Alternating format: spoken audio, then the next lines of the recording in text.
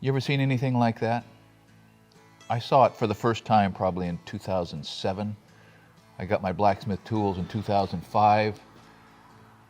But when I discovered these videos, which are, let me pause. This is filmed at Westinghouse Works in 1904. There are 21 of these videos, and I'm going to show you excerpts from 2 of them, and then an excerpt from a video that was filmed in, I don't know, 2010 or something in China. And among other things, the takeaway for me in watching videos like this is the fundamental connection of work to life, and the fundamental and necessary connection that men, particularly men, have to be involved with something much harder than they could do by themselves or with their bare hands. Watch this. So what we have here is a team of about 4 industrial blacksmiths and 1 boss, because he heard they were going to be filming. And just watch this guy. I mean, he's posing a little bit. You can't blame him. But they're forging a ring that looks to me to be about 12 feet in diameter out of material that I think is at least 3 inches thick, maybe 3.5 inches thick, and 12 inches wide. And they're bending the ring the hard way, and they're forge welding the ends. They've already got the scarfs forged, and they're bringing the lap up to welding temperature to forge weld it. I want you to notice that guy who's operating the hoist right now. Look at that. He's brushing off the scale. They're going to throw on some flux, and they're going to start hammering. You see that? What are those, 12-pound hammers? Look at that. Opposing blows. 4 men welding a single weld. Look at, I got to pause that. Can you wrap your heads around that, ladies and gentlemen? Those hammers, I know, are at least 10 pounds. Nobody had to say anything. They knew what was happening next. That's part of the glory of working with someone, is knowing what has to happen. I don't know how much that ring weighs. I'm going to say it weighs a ton or a ton and a half. And they're swinging it back and forth over that anvil. Okay, back to it. That's a welding heat. And you can see the scale falling off as these men work. Look at that. Perfect synchronization. You see the opposing blows? They're hammering in the swell that happens when they bring the wide faces down. If you haven't found these videos yet, you've got to watch them. They're Library of Congress. Look at that. Look at that. Let's hammer upside down, should we? Look at it. And the work going on at the other anvil behind them, a different project. I think I said there are 21 of these videos. There's lots of information. This ring is for use in a big generator. Look at him scrape off, brush off the scale, get it back into the fire. So that guy that brushed the scale and is pulling it is the same guy that operates the hoist. Look at that. He's a main man. And none of them are slackers. Can I point out the suspenders on that guy? Boom, throwing a temporary sawhorse prop so they can lower it down so it's at rest in the fire. Look at the size of the fire. I don't know if that's a gas. That's got to be a solid fuel fire. It's got to be. Bam. Driving it down into the fire a little better. Okay, and coming back out. When you're trying to forge weld, you try to stay in the neutral flame, which is about halfway up and down in the fire. Look at the size of it. He's tending it. He's working the coal. Yep, that's a solid fuel fire for sure. Drag it over. All right. Now they're going over under a power hammer to flatten it. Look at that. It didn't take them 5 seconds to get it over there. Look at that. Now, sadly, the camera angle is compromised a little bit, but look at the size of those dies. Look at the control of that hammer. So you've seen my little hammer? It's a steam hammer pattern. This is a steam hammer. That has got to be 10 times the size of my hammer. That's a 2,000-pound hammer, falling weight if it's an ounce. They're flattening the weld, finishing the weld with a power hammer. I've done that myself. Now they're cutting off the edge, the squish. They're putting a hot cut in there. I'm not sure that's what it's called, but they're tapping it in there. I think we can see the piece hit the floor. And now he's got to do the same thing to the inside. He puts that cutter in there, and watch him tap that. Look at that. Tap, tap, tap, tap, and just shear that material right off. Get it down to width, because I assume they're going to machine this, and you don't want to have to machine away any more than you have to, and it would be an interrupted cut. Back over to the fire. Stay away from that hot spot. Look at that crew. Oh, they're going back to the handwork. Brush the scale off the bottom. Scrape it off the top. Put the sawhorse under there to support it, so it's right down on that big anvil. I think that's called a bridge anvil, but I'm not sure. Look at that. That hammer came off the ground like it didn't weigh a pound. So one of the things that made this so compelling for me when I discovered this video is that I've got the same tools, smaller.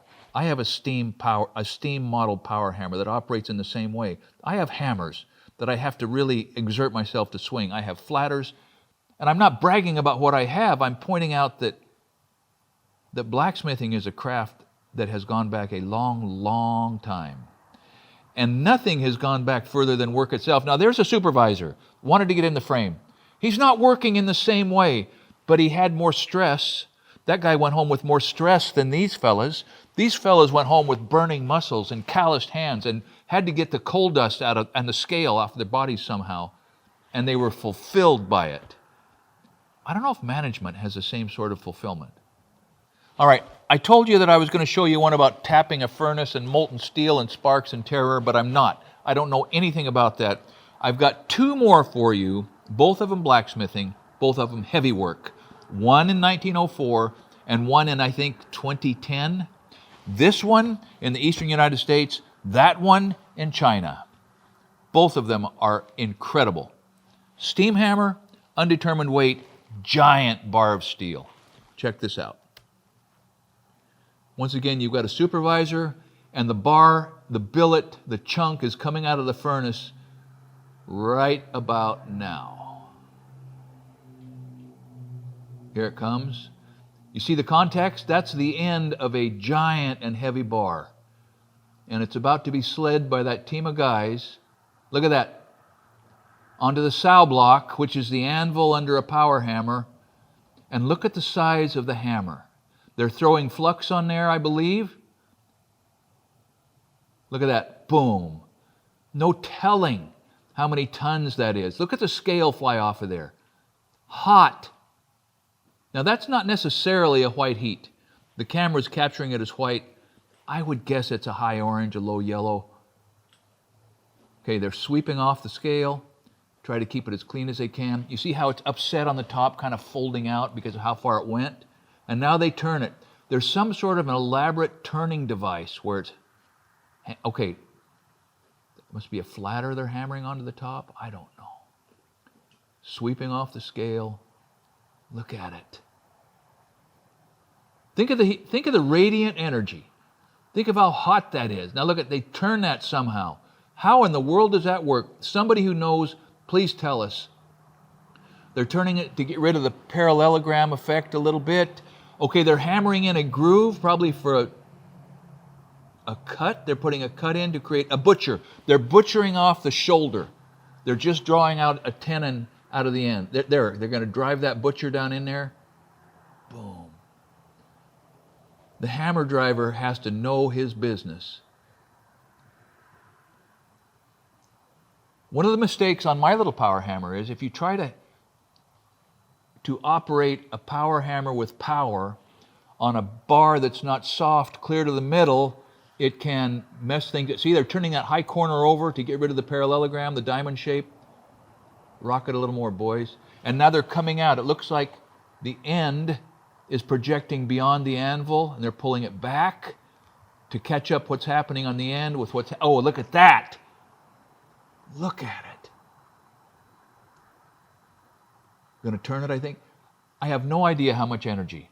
Some of you guys will have something to say. Look at the sheets of scale that are going to fall off that. Scale is oxygen combining with iron at temperature, much like rust. Turn it up. See that upset end? Come on, boys, bring it over. You're wasting heat and the camera's running. How do they do? Look at that. Bam. Bam. Man, does that make anybody else's hair stand on end. And then it'll go from here to a machine shop and be turned down to, I assume, the end of a shaft. The trick is to keep the tenon centered in the piece. You got to get rid of that parallelogram. What we're going to show you in China here in a minute is the same thing, only vastly different. Man, oh man. Draw it back, boys. You're going to shear the end of it off. They're going to have a cold shut, but apparently they just don't care. So there's several things. Let's stop that. There's several things in common with the other true industrial blacksmiths. Number one, they're all working. Number two, they all know what the guy next to him is going to do. Number three, there's a type of satisfaction in that, working with a group of people who know what's happening, especially when there's risk. As much as we seem to hate risk now, risk is part of what makes work vitally important to us, at least as men. Now I'm going to switch over to China right now. A power hammer that's radically different for reasons that I can't really even explain, but it's hitting much faster, and what they're doing is more controlled than what these guys are doing. But it's 100 years later. All right, so that block of steel is probably the same temperature as the one that looked white in the previous. Sunlight robs the heat, but this is happening halfway around the world and 100 years after the one you just watched. And yet the men are behaving and doing the similar types of things, dressed in similar ways, using similar tongs, managing impossible weights, and fearlessly working around an inconceivable discharge of kinetic energy every time that hammer hits. The transformation that you're going to see in that block of steel is just really amazing. But what I concentrate on is how these men work together. Look at that. Parallelogram, straighten it up, bam. Now, the whole issue about progress and technology changing work, actually they were turning it into a parallelogram or taking it towards round. They're creating a donut with a hole in it and a flange. But the thing that is intriguing to me is that the processes are not only similar, but the effect on the people is similar. We have a tendency in this modern age to think that we're smarter, but I don't think we ever think we work harder than our ancestors did. Look at that. How do they do that? You see that? Those tongs? Huh. All right, so we're going to reduce the cross section. They got a little bit of breathing time, but they've got every needful thing close by. Now they sweep off, they clean off the debris. Now, I won't assert that these working conditions are admirable. Heck, the working conditions 100 years earlier were not admirable. But the process of working is always admirable. Look at that thing. It's getting colder. They're going to have to go back to the heat. So that's a medium orange. But look how their blows, their coordinated effort makes something impossible happen right in front of our eyes. Why do we spend so much time trying to get out of work or make work easier? I mean, if you want to get something done, they say find a lazy man to do it. That's hotter. They cut in, it just came out of the furnace again. You want to find the easiest way to do something? Ask a lazy man, but lazy men sometimes resent work itself. Okay, look at that. They're going to punch a hole in the middle of that. It's tapered. Punches have to be so they don't lock in. They're eyeballing the center, tapping it around. The human eye can discern small distances when it's symmetry that's being used as a gauge. Look at that. Look at that. Fire, boys, fire. And bam! Look at that.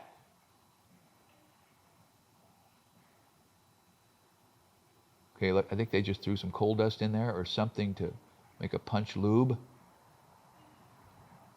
Yep. Coal dust, I would guess. Yeah. Last thing you want to do is stick the punch. One of the beauties of work like this is the bigger punch, is the absolute concentration. I mean, the noise and the fury and the dust and the smoke and the coordination of effort, nothing, very little focuses your attention like that. Look at that. Drive it down, flush. They did not need more heat. Look at that. What a smooth move. So the residual coal burning merrily. Now what? Now what? What are we watching here? Oh, they're driving the ring down away from the piece. Yes, they're dislodging the piece. Wow. So this is evidence that you don't have to have perfect order to be perfectly productive, right? And there's some sort of a budget, a time budget of how much time is allowed to make these things and how much of that time can be used for cleanup. Look at that. Heavy. Oh, it hammered a cone in the... Look at that. I'll bet the thing's centered within eighths of an inch. And now they pinch it over, pry it over, scoot it over underneath the hammer. Gentle blow to flatten it. And now they're going to finish the punch. Eyeball it. Hit it. Bam! And they sheared out the hole. Thing's got a hole through it now. And now they're going to drift that side? Yes. Yeah. And they're using that to push that drift on through. Look at that. Down to where the diameter from the other side will let it drop. Man. And out comes that spacer. And they scoot it out of the way. So there's not much time for petty disagreement or fighting on a crew like that while the work's happening. Now, are resentments building? Maybe. Or they're trying to drive the punch back out and it just broke free. 2 shots. Now what is that? It's the same drift from the other side, taking it through to the same diameter. I don't understand how those guys can roll that so seamlessly. So if you're a young man entering the world of work, or maybe not so young and the world of work is losing its luster, maybe there's some inspiration here. But I'm not saying that if you're in a grinding, thankless, inadequate job that you should stay just because, doggone it, a man's got to work. That's not what I'm saying. You need to find some work where you can sell your time as dearly as you can sell it, or that you can cross over into self-employment, or that you can elevate what it is that you're bringing home for your people with the work you do. But I think it's a mistake to be driven by a desire to not have to work so hard. Now, in no way is it a mistake to be driven by a desire to have more discretionary time to spend in worthwhile ways with people who depend on you. That's not what I'm saying. But I'm saying the urge to escape effort is an urge to become less. I mean, I don't think I even have to explain that, right? I'll just follow up by saying, so if that is a challenge for you, that you feel yourself wanting to shirk, well, just get over it. Watch these guys. Project yourself into their lives and say, okay, if I was in their life, I would learn all I could learn and I would get out of that. But I wouldn't get out of it because I don't want to work. I would get out of it because I want something safer. I want something with more freedom. I want to have more of my life left for something besides work. But the ability to work and then the ability to disengage from work, which is its own challenge. And it was my challenge. I could never disengage from work. And you can tell I'm over the top, perhaps, in appreciation for work. I wasn't when the wolf was at the door. I resented it. But now that I'm old, I can see in my life and the lives of others the cumulative refining and strengthening effect of work. Now, it doesn't just, you've heard me say before, there's plenty of hard work that's done where you never break a sweat. My son-in-law, Ben Brewster. My boys. None of my boys have overtly physical jobs. They sweat in their recreation more than they sweat in earning their daily bread. But they work. Look at this. Look at this application of a die around the edges of that flange. There's incredible control here. And a different set of tongs. Rough and perfectly effective. Which introduces another thing. Not everything in our lives or in our world has to be refined and smooth and aesthetic. If what you want is function, then what you use to achieve that function doesn't have to be driven by the impression that it makes. It has to be driven by the work that it does. Look at that. Calipers, giant calipers checking the diameter. So, are these pointless musings of an old man who's forgotten the pain? Maybe. Are these sanctimonious musings by somebody now who is a virtual blacksmith and a virtual builder because of a YouTube? Yeah, maybe. But I can tell you that as I watch my boys and other boys grow, lots of other boys, that there are all kinds of unforeseen and unforeseeable consequences to developing a life where you work less. And they are not all good. So can we learn to take some satisfaction? If you're in the middle of a grinding job, learn what you can learn and then step up. If you're afraid to work because it's boring or because it's hard, get over it. Stop thinking about ways to get someone else to carry or to pull your wagon. And start thinking about ways that I can pull my own wagon and become stronger for doing it and more fulfilled. Yes, there are exceptions. There are times when, doggone it, we just can't work hard anymore for any number of reasons. And you will post those in the comments, and you will take me to task for being too gung-ho as I sit on a soft seat next to a glowing little fire in a shop where there hasn't been any real work done now for 2 or 3 days. Take me to task for that. But I am certain that what you've watched happen here for these guys, in some cases injured them. In some cases was not enough to feed their families, but in the majority of cases resulted in a man who was more fully a man for having done these kinds of things and millions of other kinds of things. I hope this has been helpful, and I hope it's provoked an interest in blacksmithing. Thanks for watching Essential Craftsman, and keep up the good work.